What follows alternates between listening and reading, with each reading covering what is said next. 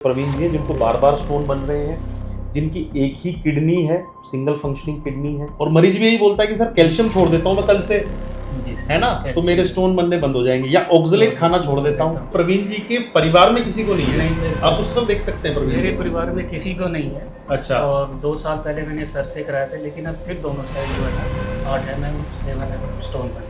सुबह आपने कराया उसमें कैल्शियम नहीं निकला, शाम में कराया उसमें निकल गया, तो इसलिए 24 घंटे का जो यूरिन होता है ना उसको इकट्ठा करना पड़ता है। आपको पता है ये इवैल्यूएशन वाला टेस्ट कितने लोग कराते हैं? सिर्फ 7 से 10% पूरे वर्ल्ड ओवर। और मेरी बॉडी में ऐसी क्या चीज़ है कि जिससे स्टोन बार बार बन रहे हैं।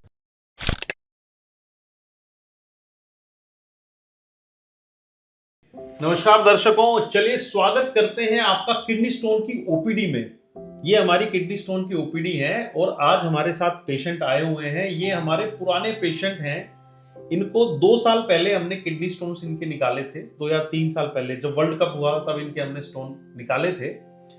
अब ये फिर से स्टोन लेकर हमारे पास आ गए हैं और बड़ा ही एक कॉमन सा सवाल किडनी स्टोन्स के पेशेंट्स का होता है, जिनको बार बार स्टोन बनते हैं, उनका होता है कि सर मुझे स्टोन बार बार क्यों बन रहे हैं और मैं क्या टेस्ट ऐसे करवाऊं जिसकी वजह से मुझे स्टोन्स बनने बंद हो जाएं या पता चल जाए कि ये शरीर के किस हिस्से से बन रहे हैं। तो स्वागत करते हैं, हमारे साथ प्रवीण जी आ गए हैं। हमारे पुराने फ्रेंड हैं, पुराने फ्रेंड समझ लीजिए, पुराने पेशेंट समझ लीजिए, कुछ भी समझ लीजिए। इनका ऑपरेशन हमने किस दिन किया था प्रवीण जी, याद है आपको? वर्ल्ड कप वाले दिन किया था सर। वर्ल्ड कप वाले दिन किया था ना, जिसमें इंडिया वर्ल्ड कप जीत गई थी। जी जी सर। वो ये वाला था 50 ओवर्स वाला। 2-3 साल पहले। 2-3 साल पहले उस दिन हमने, क्योंकि ये पेन में तड़पते हुए हमारे पास आए थे। बहुत पेन था मेरे को, है ना, साइड स्टोन थे, दोनों तरफ स्टोन थे। और अभी फिर बन गए सर। तो आप तो अच्छा, एक बात बता दूं, प्रवीण जी के परिवार में किसी को नहीं है। नहीं, आप उस तरफ देख सकते हैं। प्रवीण मेरे परिवार में किसी को नहीं है। अच्छा। और 2 साल पहले मैंने सर से कराया था, लेकिन अब फिर दोनों साइड जो है ना 8 mm 7 mm स्टोन बन चुके हैं। स्टोन बन चुके हैं। तो प्रवीण जी का ये सवाल, हाँ सर, मेरा ये सवाल है कि बार बार क्यों बन रहे हैं। हाँ। और मेरी बॉडी में ऐसी क्या चीज है कि हाँ, जिससे स्टोन बार बार बन रहे हैं। स्टोन बार बार बन रहे हैं और क्या टेस्ट ऐसे कराए जाए जिनसे स्टोन दोबारा न बने। तो प्रवीण जी को वो टेस्ट अपन बताएंगे, सारी चीजें बताएंगे। तो हम ये चाहते हैं प्रवीण जी, दर्शकों को भी पता चले ये सारी बातें। ठीक है जी सर। ठीक है प्रवीण जी, आपने कुछ नहीं करना है, सारा ध्यान आपने केंद्रित करना है हमारे इस कागज और कलम पे। जी ठीक है, आप भी आगे आ जाइए, दिखाते हैं कि कागज कलम पे हम क्या बना रहे हैं। तो प्रवीण जी, मुझे याद है आपका जो पत्थर था, आपका जो स्टोन था, वो कैल्शियम ऑक्सलेट का था, है ना? यही मैंने बताया था आपको, है ना, एनालिसिस भी कराया था शायद, उसमें भी यही आया था। तो ये देख पा रहे हैं, हमारे दर्शक भी देख पा रहे हैं। देखिए प्रवीण जी, एक चीज बताऊंगा, 10 लोगों को अगर किडनी स्टोन है, हाँ जी सर, तो उनमें से 8 लोगों को कैल्शियम ऑक्सलेट स्टोन होता है। जी सर। ये सबसे ज्यादा कॉमन स्टोन की वैरायटी है और ये घुलता भी नहीं है। जी सर। तो अब आपका एक जो सवाल है कि सर मुझे स्टोन क्यों बन रहा है, इस पे बात करते हैं, बार बार, है ना। आप मान लीजिए ये जो कागज आप देख रहे हैं ना, ये आपका पेशाब है, ये यूरिन है, जो कि आपके किडनी में पेशाब की थैली में रहता है, ये वो यूरिन है, ये पेशाब। तो अब बात करते हैं स्टोन बनता कैसे है। तो स्टोन कैसे बनेगा? सबसे पहले आपके यूरिन में आएगा कैल्शियम, ठीक है, हाँ जी, और ये कैल्शियम आयन जुड़ेगा दूसरे आयन के साथ जिसका नाम है ऑक्सलेट। ये कैल्शियम और ऑक्सलेट जुड़ के बनाएंगे कैल्शियम ऑक्सलेट, और इस कैल्शियम ऑक्सलेट से ही बनेगा आपका स्टोन, जो कि किडनी में वो हो जाएगा, इकट्ठा हो जाएगा, है ना। अब ये कितनी सिंपल सी रिएक्शन लगती है ना प्रवीण जी, कि कैल्शियम जुड़ गया ऑक्सलेट के साथ, कैल्शियम ऑक्सलेट बना दिया, और मरीज भी यही बोलता है कि सर कैल्शियम छोड़ देता हूं मैं कल से, है ना, तो मेरे स्टोन बनने बंद हो जाएंगे, या ऑक्सलेट खाना छोड़ देता हूं तो मेरे बनने बंद हो जाएंगे।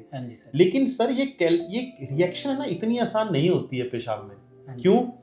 क्योंकि इस रिएक्शन को कई चीजें तो आगे बढ़ाती हैं, मतलब इस रिएक्शन को आगे बढ़ाती हैं और कई रिएक्शन इसको होने से रोकती हैं। ये सारी चीजें हमारे पेशाब में हो रही थी। जैसे एग्जांपल बताता हूं, एक ये सिट्रेट करके केमिकल होता है, केमिकल समझ लीजिए, आयन समझ लीजिए। अगर वो पेशाब में है तो वो क्या करेगा, सिट्रेट कैल्शियम के साथ जुड़ जाएगा और इन दोनों के मिलन को रोक देगा, जिससे कि स्टोन नहीं बनेगा।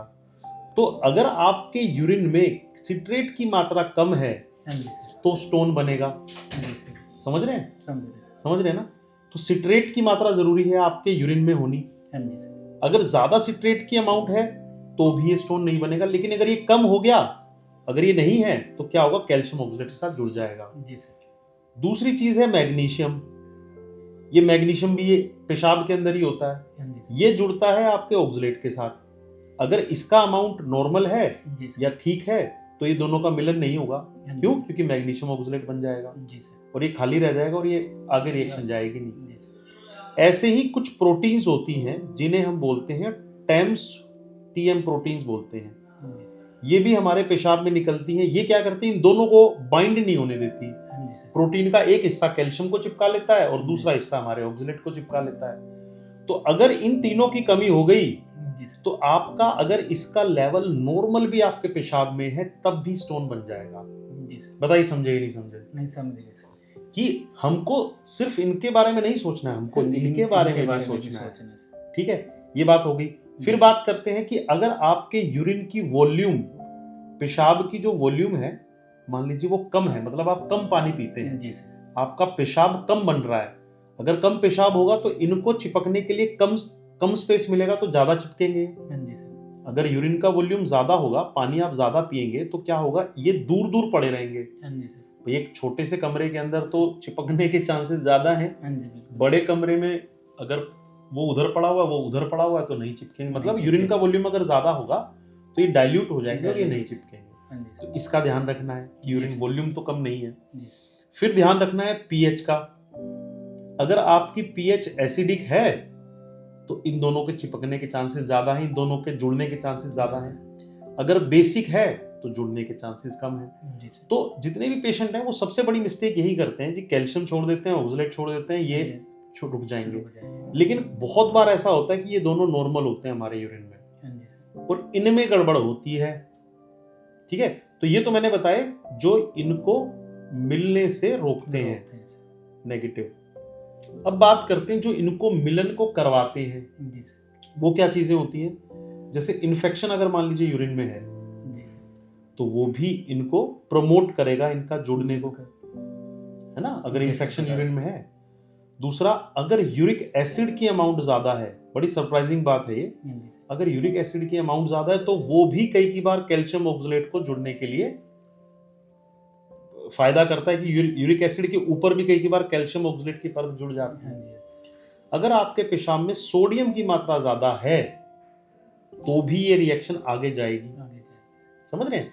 तो ये क्या हो गए, ये 3-4 चीजें क्या होगी जो इस रिएक्शन को आगे लेकर जाएंगी। तो हमें इनको तो कम करना है और इनको पेशाब में बढ़ाना है।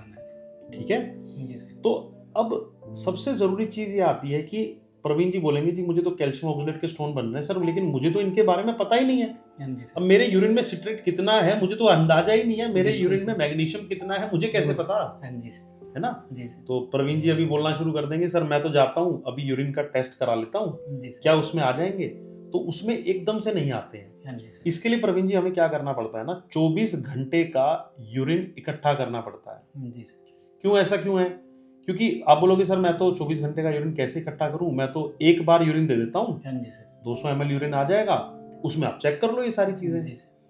ऐसा नहीं होता है एक्चुअली। ये जो वैल्यू होती है ना इनकी, वो चेंज होती रहती है। मान लीजिए सुबह आपने कराया उसमें सिट्रेट नहीं निकला, शाम में आपने कराया उसमें सिट्रेट निकल गया, सुबह आपने कराया उसमें कैल्शियम नहीं निकला, शाम में कराया उसमें निकल गया। तो इसलिए 24 घंटे का जो यूरिन होता है ना उसको इकट्ठा करना पड़ता है जिससे कि इनकी पूरी वेरिएशन अपने को समझ में आ जाए। तो आपको सर टेस्ट कराना पड़ेगा, इसको बोलते हैं मेटाबॉलिक इवैल्यूएशन।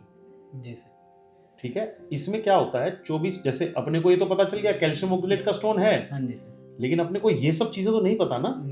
यूरिन का वॉल्यूम कितना है, पीएच क्या है, सोडियम कितना निकल रहा है, यूरिक एसिड कितना निकल रहा है, सिट्रेट कितना है, मैग्नीशियम, ये जब तक नहीं पता चलेंगे आप करते रहो बंद कैल्शियम को। कैल्शियम की चीजें मत खाओ, ऑक्सलेट की चीजें मत खाओ, लेकिन फायदा तो कुछ हो नहीं रहा क्योंकि दिक्कत तो यहाँ है, दिक्कत तो यहाँ है। समझ रहे हैं? तो 24 घंटे का यूरिन अपने को इकट्ठा करना रहेगा। इस 24 घंटे की अब इसमें सावधानियां क्या रखनी है? सावधानियां ये रखनी है कि इसमें आप जब इसको इकट्ठा करेंगे ना तो ऐसा नहीं करना है कि सर मैं तो जो है कि मैं नॉर्मल डाइट शुरू कर देता हूँ क्योंकि मेरा टेस्ट होना है, मेरा परसों टेस्ट होना है, डॉक्टर साहब ने बोला है तो मैं नॉर्मल डाइट शुरू करता हूँ, अच्छी डाइट शुरू कर देता हूँ। ऐसा नहीं, आप जो नॉर्मल डाइट लेते चल रहे हैं वही डाइट लेनी है, वही डाइट लेनी है, तभी इसको करना है। आपने कोई बदलाव नहीं करना है, ना आपने पानी ज्यादा पीना है ना पानी कम पीना है कि जी मेरा टेस्ट होने वाला है। तो सबसे जरूरी तो चीज ये है।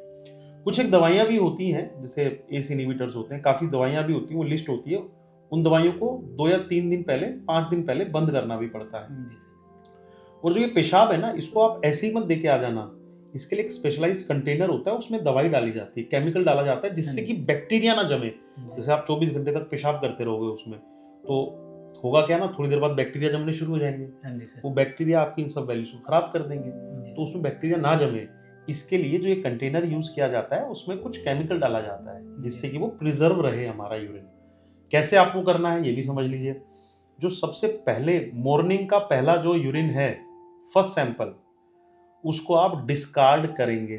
जैसे मान लीजिए आपने संडे को करने का सोचा, तो सुबह उठते ही सबसे पहला जो पेशाब करेंगे उसको कर लेंगे, उसको नहीं करेंगे, क्योंकि वो रात का पेशाब है, वो रात का पेशाब है। फिर उसके बाद से जितना भी पेशाब रहेगा वो आप उस कंटेनर में पास करेंगे, और साथ में जो सुबह का पहला पेशाब है अगले दिन का, वो भी आप उसमें करेंगे। क्लियर हो गई चीज? तो ये 24 आवर यूरिन टेस्टिंग होती है। अब इससे क्या पता चलेगा, मान लीजिए जैसे रिपोर्ट आती है हमारे पास, जैसे बहुत सारे पेशेंट लेकर आते हैं, उसमें क्या क्या आ सकता है। मान लीजिए उसमें ये सारे पैरामीटर्स ठीक है और कैल्शियम ज्यादा आया, जिसे हम हाइपर कैल्सीमिया बोलते हैं। फिर हम ये फाइंड करेंगे कि ये कैल्शियम शरीर में कहाँ से बन रहा है। आपकी हड्डियों से आ रहा है, आपकी इंटेस्टाइन उसको ज्यादा एब्जॉर्ब कर रही है। एक ग्रंथि होती है हमारे गले में, पैराथायरॉइड, आप तो जानते हैं, तो वो ग्रंथि कहीं गड़बड़ तो नहीं है। तो हमें सिरा मिल गया ना।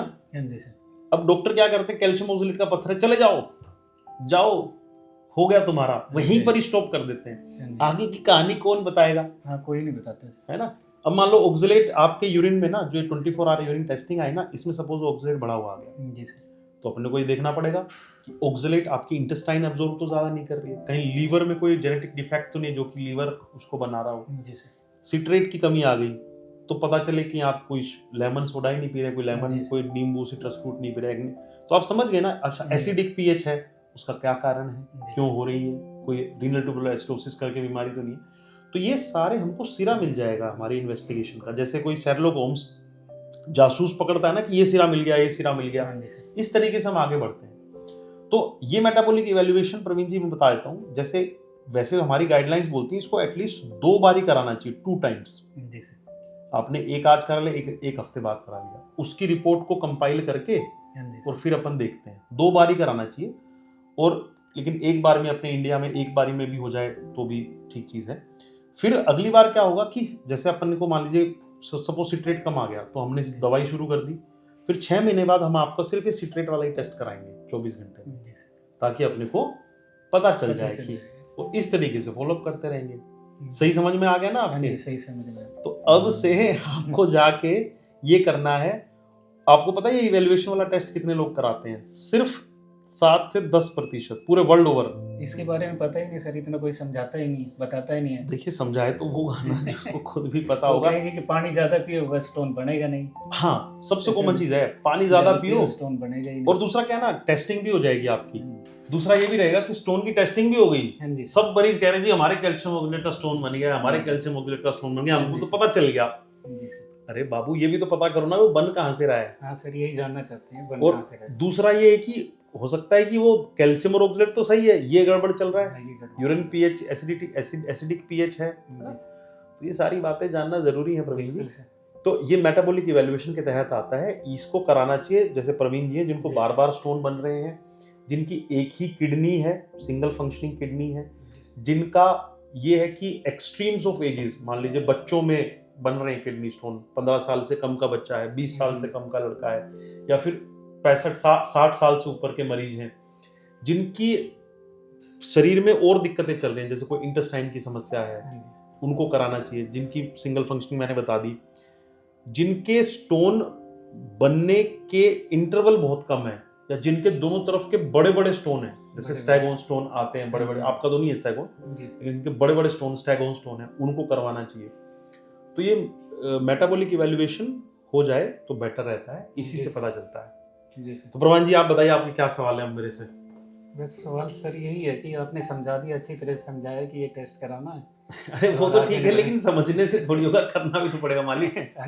नहीं कराएंगे सर ये। इसको करवाइए आप, जी सर। इसी से ही आपका पिंड छूटेगा स्टोन से, बिल्कुल सर। है ना। हाँ जी। इसी से ही पिंड छूटेगा, अदरवाइज स्टोन से पिंडा छुड़ाना बड़ा मुश्किल हो जाता है कुछ लोगों के लिए, नहीं ये करा लेते हैं सर, है ना। करा अच्छा, महंगे भी नहीं होते, जी मतलब हर जगह पे एक तो हर लैब वाला करता भी नहीं है, हाँ जी सर। लेकिन ये महंगे नहीं होते, इतने महंगे नहीं कि आप ना करवा जी सके सर। कोई भी, मतलब, है ना। सरकारी में कहीं पर भी करा लो, बस करा लो, है ना। जी सर। होना भी प्रॉपर चाहिए, ऐसा नहीं है कि भी मतलब बस कराना करा दिया, अच्छे तरीके से इसको समझ के कराना है, ठीक है। ठीक है सर। तो ये हमारा ओपीडी आज हो गई कि स्टोन के रिकरेंस को कैसे रोकें। अगर आपके भी कोई सवाल है, अगर आपको भी किडनी स्टोन्स बार बार बनते हैं, तो नीचे लिखे हुए नंबरों पे हमसे संपर्क कर सकते हैं, हम आपकी सहायता जरूर करेंगे। अगर आपने भी मेटाबॉलिक टेस्टिंग करवाई है तो वो भी हमें शेयर करिए, उससे अपन ये जान लेंगे कि कहाँ दिक्कत है और आपको फर्दर गाइड करेंगे। धन्यवाद।